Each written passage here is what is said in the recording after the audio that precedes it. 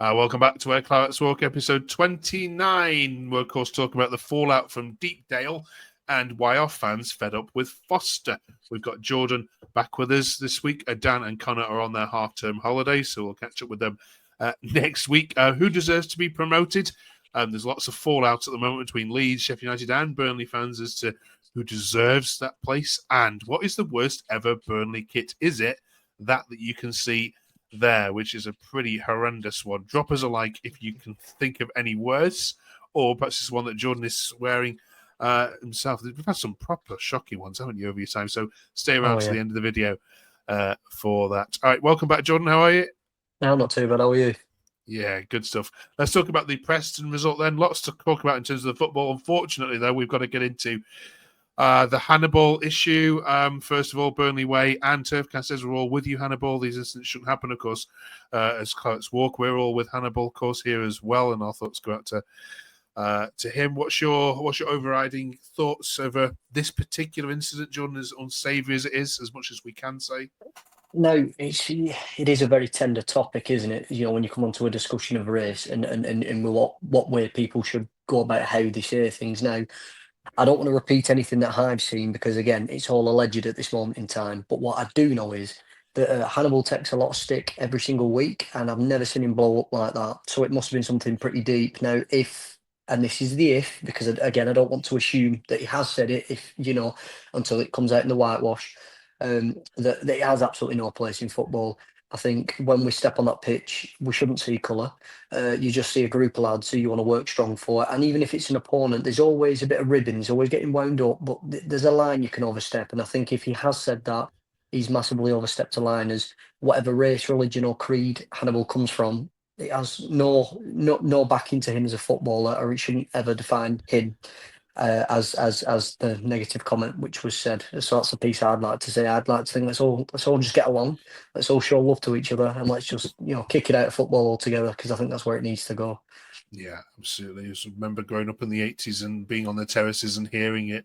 And I think football's come such a long, long way from those ugly scenes where it was just, would be heard in pubs and all around it. So we don't ever want to go back there. So well said.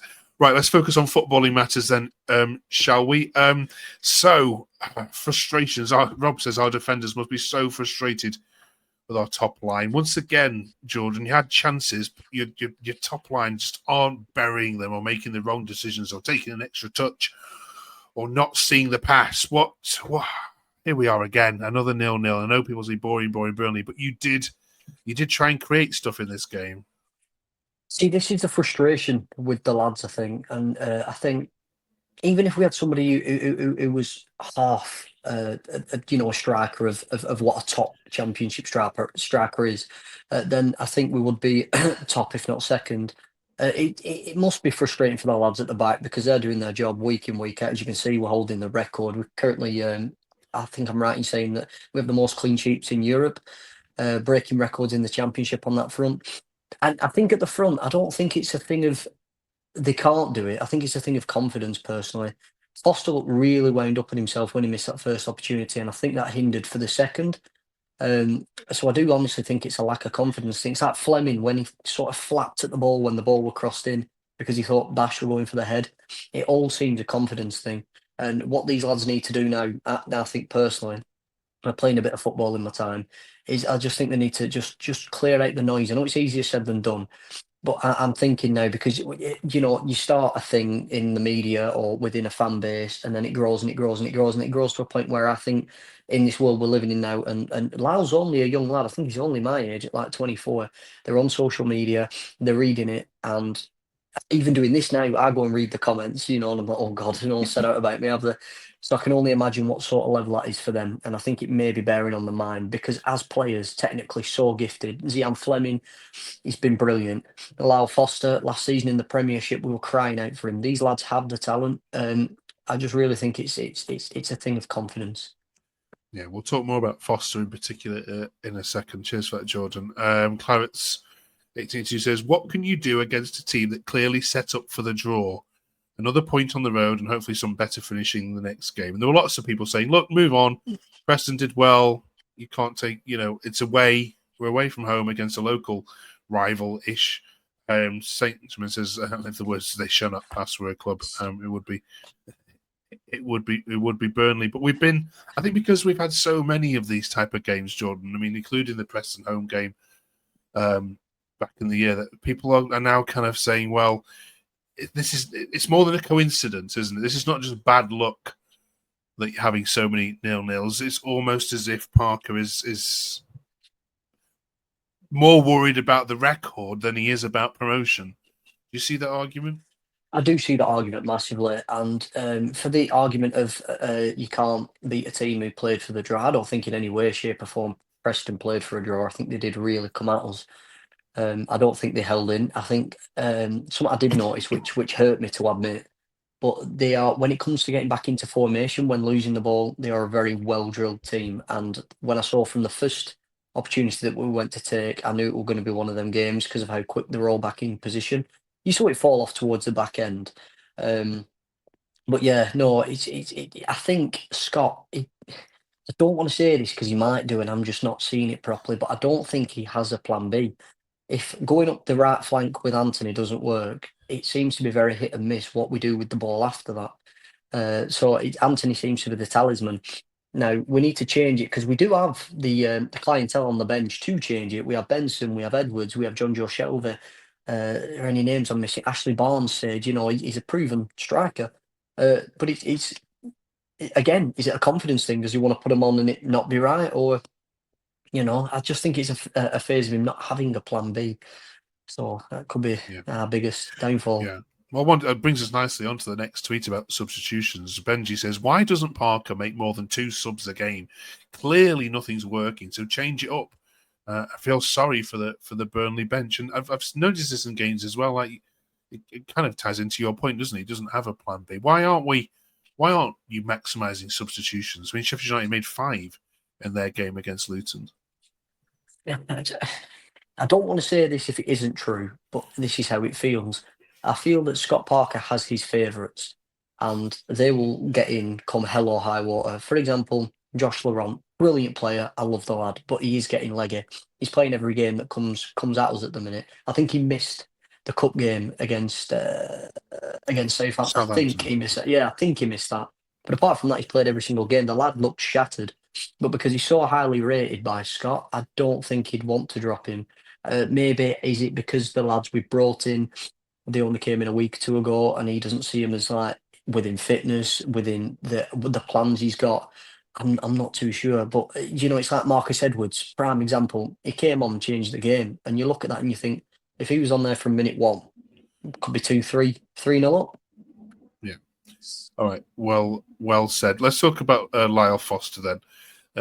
For a second, and fans' frustrations. Now, we're going to be sensitive here because we know that poor lad has had his own personal issues in the past, and we don't want to jump on him. But fans, Jordan, are frustrated with performances, and I know sometimes these things go hand in hand. Adrian says, keep playing Foster and we're going to drop to 4th.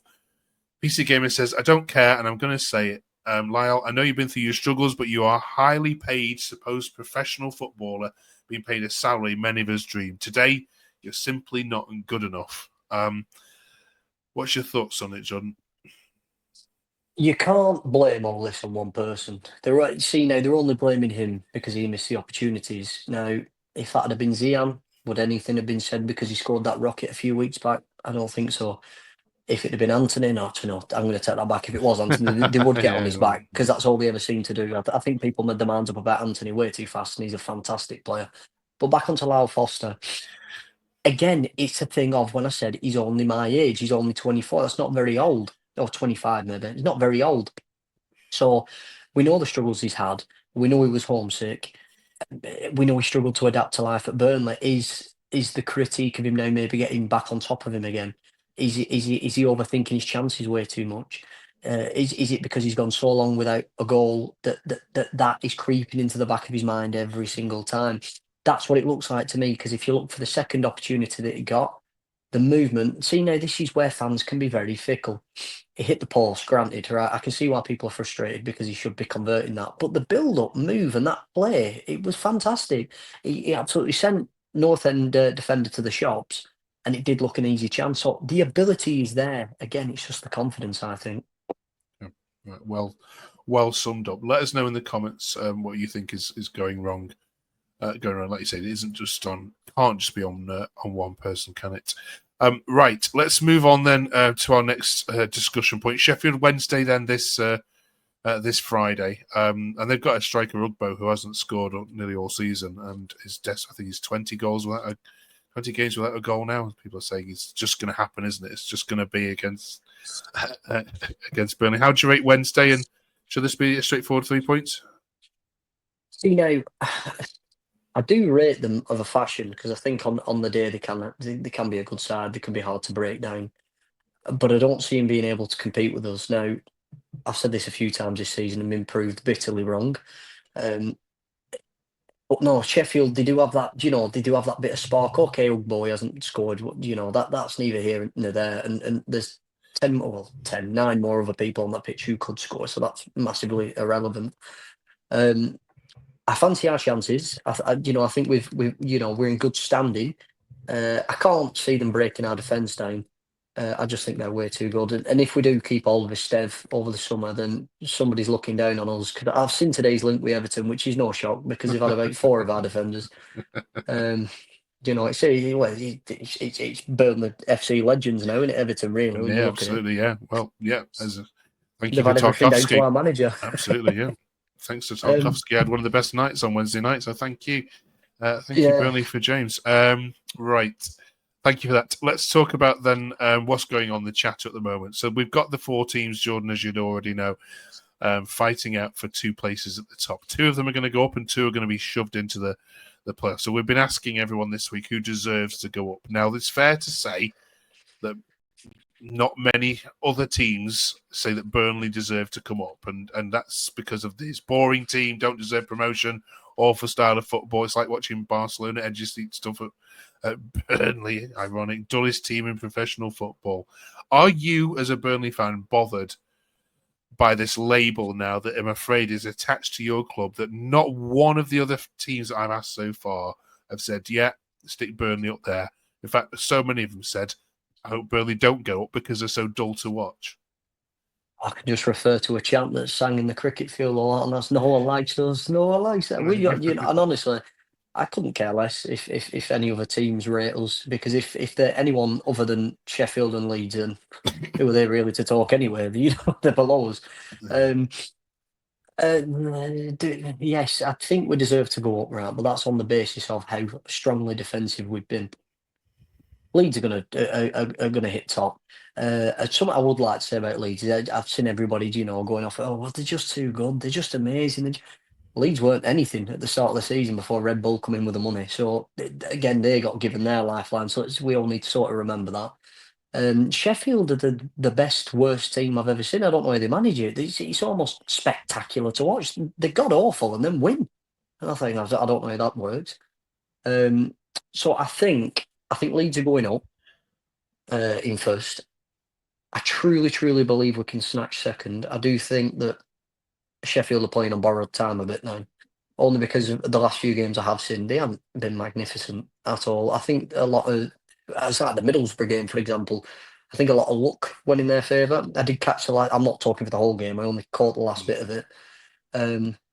So no, I don't think they're overly impressive. One team that does shock me is a bit of an underdog, because I've just thought they were going to fell off all season and they never did. Is Sunderland. I do actually think that is such a work in progress, and it is a brilliant squad. Okay. All right. Let us know who you think deserves to go up with Burnley and whether you're bothered by any of this. Last week, you all put in the comments so many great managers, or so many terrible managers, which we want to run through. And next week, we'll do that when Connor and Dan are back with us. So thank you for all the hundreds of comments on last week's video on Mike Trezor. And go and watch it if you haven't done already. To finish off with this week, we're doing worst ever kits. Jordan, you're wearing one, I think. You see that? What year is that on? That's only a couple of years ago, isn't it?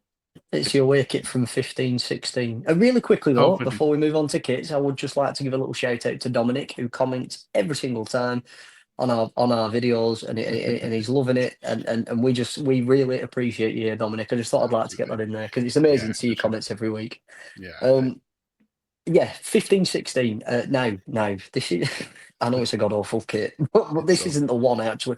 This isn't the one I actually wanted. This is the away kit from the same season. It was the home kit that was. Oh, it was awful. It like tubing like this. It had tubing down the arms. It had a massive V-neck, big oak furniture land out of place sponsorship. When the lads came, honestly, they looked like dads coming out at the pub of a Friday night when they did the photo thing because the V-neck were all the way down here. Honestly, they looked god awful, tucked in. No, it weren't for me. I bought it. Still don't know why. That's probably why it's gone missing. No. Now you said it, and I've just remembered. I think I sent that shirt to Africa. Do you know when you did like Oh, donate your clothes? Right. Yes, I did. Right. For the reason thinking, I didn't like that shirt and I knew I'd never wear it. But I thought if I get that sent over, maybe we can make another Claret who's in Africa. my So God. whenever I see pictures now and Right. that shirt's like somebody's wearing it saying, "Oh, mate," I hope that's my shirt. Brilliant. Let's have a couple other bad ones, shall we? I mean, these are historic ones, even before your time, I think, Jordan. I mean, the one on the right, as we've mentioned at the start, surely has to go. Not only the worst Burnley shirt ever, but one of the worst ever designs of an away shirt Oh, it's in the bloody foul. history known to man. It's like a wasp being stretched, isn't it? Yeah, it looks a bit like Nemo if you squint. not too keen on that one. Other bad ones as well. Very similar to the one you're wearing there, the W88. And I can't believe this one was a Burnley shirt. Somebody will correct us in the comments. It's almost like a Blackburn Oh, dearie kit, me, isn't it is as well, isn't it? Yeah. It looks a bit retro Tesco bag. Doesn't it? So you've had some shockers, but let us know in the comments if we've missed any. Oops, I've missed one button there. I'm sure you'll be able to help us out as you always have done. Right, thank you very much, Jordan. Tough gig on your own this week. Thank you very much. Dan and Connor will be back with us next week as we look back over the Sheffield Wednesday results, and also we're going to predict who's going to go down in the relegation fight next week. Join us for that. Thank you very much. Have a great week out there, everyone. Happy half term. If you are involved in education, have a good week off with the kids, and we'll see you in 7 days' time.